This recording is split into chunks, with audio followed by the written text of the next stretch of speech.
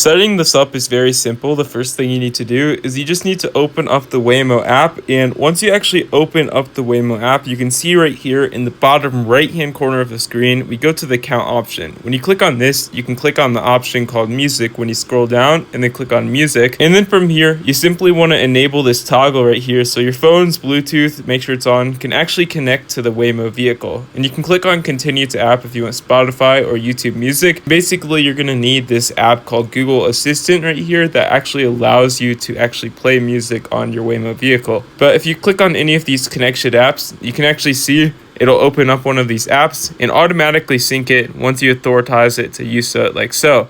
And so you simply click on the agree option, click on got it, and you can see right here it's now connected. So when your Waymo vehicle is actually called, you can basically play a song and then change the output to the song right here to the Waymo vehicle. And yeah, that's all you can do to use music and just whatever feature you want to on the Waymo app. And you can always disconnect it later. Also, if you do go back to the Waymo app and just on the music section, you can click on manage iHeart stations if you do want to play any of these built-in stations just on this, if you don't want to play your own music and just play whatever comes up. But yeah, that's all you need to do. If you found this helpful, consider liking and subscribing down below.